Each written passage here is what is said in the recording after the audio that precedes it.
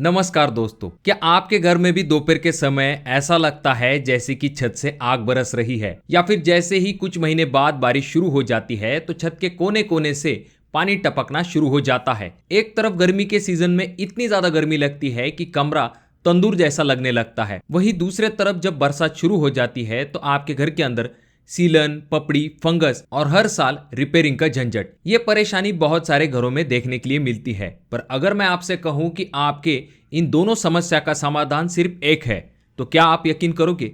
जी हाँ दोस्तों, मार्केट में ऐसे केमिकल आते हैं जो कि आपको गर्मी से तो राहत देते हैं, पर बरसात के सीजन में यह आपके छत को लीकेज से भी बचाने का काम करते हैं। तो इसी तरह से आज हम एक केमिकल के बारे में देखने वाले हैं जो कि है बर्जर के तरफ से आने वाला रूफ कूल एंड सील। इसका फुल प्रैक्टिकल प्रोसीजर हम देखेंगे, बिल्कुल स्टेप बाय स्टेप, क्योंकि बहुत बार ऐसा देखा जाता है कि केमिकल तो हम सही चुन लेते हैं, पर उसे जब हम प्रॉपर तरीके से नहीं लगाते हैं तो हमें अच्छे रिजल्ट्स नहीं मिलते हैं। यानी कि कुछ महीनों बाद आपकी छत जो है वहां से लीकेज की समस्या दिखाई देना शुरू हो जाती है।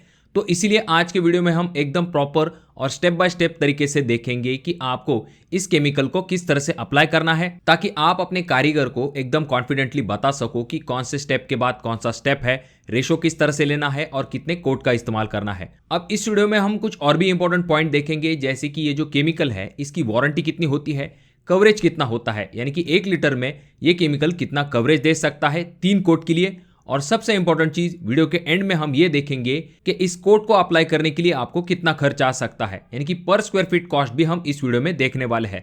तो कुल मिला के वीडियो काफी काम की और इंटरेस्टिंग होने वाली है, इसीलिए वीडियो को पूरा जरूर देखें।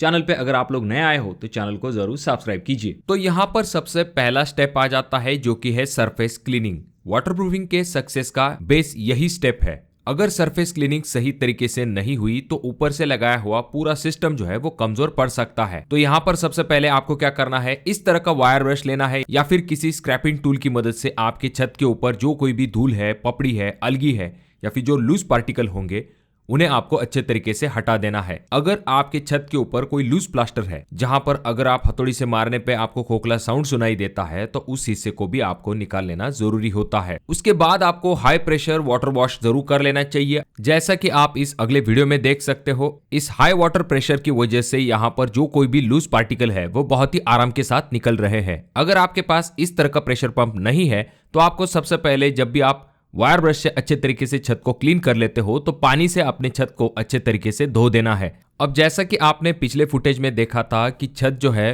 क्लीनिंग करने से पहले कैसी दिखाई दे रही थी और अब क्लीनिंग करने के बाद किस तरह से दिखाई दे रही है। अब इसके बाद आता है सेकंड स्टेप जो कि है क्रैक फिलिंग या फिर रिपेयर वर्क। जहां पर भी आपको क्रैक दिखाई दे रहे हैं वहां पर आपको बर्जर क्रैक फिल पेस्ट से उन क्रैक को अच्छे तरीके से भर देना है, और आपको क्रैक को सिर्फ ऊपर ऊपर से कवर नहीं करना है बल्कि अच्छे तरीके से इसे, ताकि गैप जो है वो प्रॉपर तरीके से सील हो सके। इसके बाद आपको सरफेस को स्मूथ फिनिश देनी है ताकि ऊपर का कोट जो है वो अनइवन न लगे। अब यहाँ पर आता है तीसरा स्टेप जिसमें कि हम छत के ऊपर फर्स्ट कोट अप्लाई करेंगे, जिसे कि हम प्राइमिंग कोट भी कह सकते हैं। यहाँ पर सबसे पहली चीज जिसके तरफ आपको ध्यान देना है वो है डाइल्यूशन रेशो।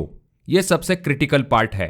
डाइल्यूशन रेशो में आपको ये ध्यान में रखना है, फर्स्ट कोट आपको जो है 2:1 के रेशो में अप्लाई करना है, यानी कि 2 part is material and 1 part is water. Example के लिए अगर आप 6 litre Berger roof cool and seal ले रहे हो तो उसमें आपको 3 लीटर तक पानी जो है वो मिला सकते हो। मिक्सिंग को आपको अच्छे तरीके से करना है ताकि कंसिस्टेंसी जो है वो यूनिफॉर्म हो जाए। मिक्सिंग अधूरी नहीं होनी चाहिए वरना एप्लीकेशन अनइवन हो सकता है। तो पहला कोट आपको किस तरह से अप्लाई करना है, तो जितना पॉसिबल हो सकता है जो कॉर्नर्स है उनके ऊपर आपको सबसे पहला कोट जो है वो ब्रश से अप्लाई करना है। ब्रश के साथ आप रोलर का भी इस्तेमाल कर सकते हो। ब्रश इस्तेमाल करने का फायदा ये होता है कि मटेरियल जो है वो छोटे छोटे जो पोर्स या फिर जो नसें होती है उनके अंदर अच्छे तरीके से बैठ सकता है, जिससे कि बॉन्डिंग जो है वो मजबूत बन जाती है। अब पहला कोट आपको सिर्फ आपके टेरेस के ऊपर अप्लाई नहीं करना है बल्कि जो दीवार है उसके ऊपर भी अप्लाई करना है, जैसे कि आप यहाँ पर देख सकते हो। आपका पैरापेट का जो टॉप होता है उसके ऊपर भी आप इसे अप्लाई कर सकते हो। साथ में जो कॉर्नर जॉइंट्स होते हैं, सनशेड, छज्जा, ऐसी चीजों के ऊपर भी आपको टेरेस सरफेस के साथ इस कोट को अप्लाई करना है। और जब भी आप इसे छत के ऊपर अप्लाई करने वाले हो तो जो पहला कोट है अगर आप उसे वर्टिकल डायरेक्शन में करते हो तो जो दूसरा कोट होने वाला है उसे आपको हॉरिजॉन्टल डायरेक्शन में अप्लाई करना है। तो अब दोस्तों ये जो पहला कोट है इसे हमने कंप्लीट कर लिया है। अब इसे हम अच्छे तरीके से सूखने के लिए छोड़ देंगे। आपको कम से कम एक कोट से लेकर दूसरे कोट के दरमियान 6 घंटे का गैप जरूर रखना चाहिए, जिससे कि पहला कोट जो है वो अच्छे तरीके से सूख सके। अब यहाँ पर हम सेकंड कोट को अप्लाई करेंगे। जब भी हम सेकंड कोट को अप्लाई करने वाले हैं तो पहली चीज आपको ये ध्यान में रखना है कि आपको उस सेकंड कोट के अंदर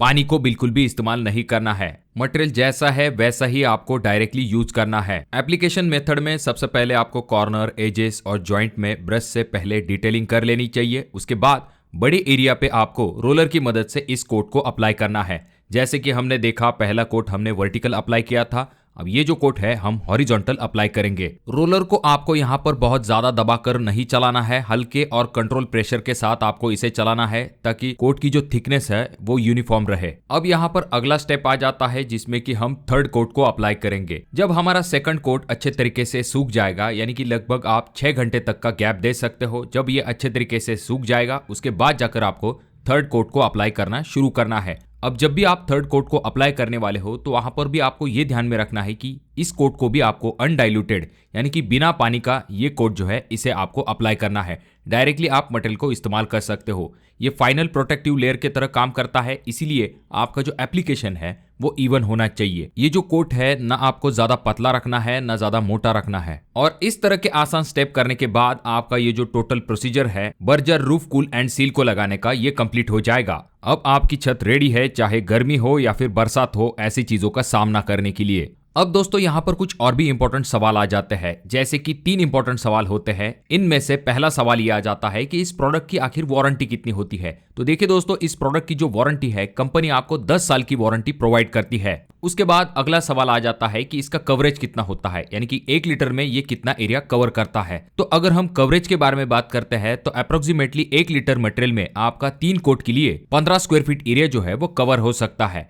लेकिन यहाँ पर आपको ये ध्यान में रखना है कि ये जो कवरेज है ये एग्जैक्टली फिक्स नहीं होता है, ये सरफेस के कंडीशन के ऊपर भी डिपेंड होता है। आपका कंजम्पशन कब बढ़ेगा, अगर आपका सरफेस काफी रफ है, हाईली पोरस है या फिर मटेरियल जो है वो बहुत ही ज्यादा एब्जॉर्ब हो रहा है, रिपेयर बहुत ज्यादा है, ऐसे में आपका मटेरियल का कंजम्पशन बढ़ सकता है। और इसके बाद तीसरा इंपॉर्टेंट सवाल आ जाता है कि अगर हम इस कोट को अप्लाई करते हैं तो हमें कितना खर्च आ सकता है। तो ये जो 3 कोट का प्रोसीजर है, अगर हम सिर्फ मटेरियल के बारे में बात करते हैं तो आपको 18 रुपए पर स्क्वायर फीट से लेके 19 रुपए पर स्क्वायर फीट तक इस मटेरियल को अप्लाई करने के लिए खर्च आ सकता है, जिसमें कि आपके दोनों प्रॉब्लम सॉल्व हो जाते हैं। गर्मी से बचाव भी हो जाता है, उसके बाद में आपकी वाटरप्रूफिंग की समस्या भी हल हो जाती है। तो दोस्तों, अगर आप इस तरीके से step by step Berger roof cool and seal का इस्तेमाल करते हो तो डेफिनेटली आपको काफी अच्छे रिजल्ट्स मिल सकते हैं। बाकी वीडियो अगर आपको अच्छा लगा हो तो जरूर इसे लाइक कर दीजिए। अगर आपके कोई सवाल है तो कमेंट बॉक्स में कमेंट जरूर कीजिए। बहुत ज्यादा ही अच्छा लगा हो तो अपने दोस्तों के साथ जरूर शेयर कीजिए। और ये जो दोनों वीडियो है इनमें से कोई एक वीडियो आपके जरूर काम में आ सकता है। तो मैं मिलूंगा आपको अगले वीडियो में, तब तक के लिए धन्यवाद।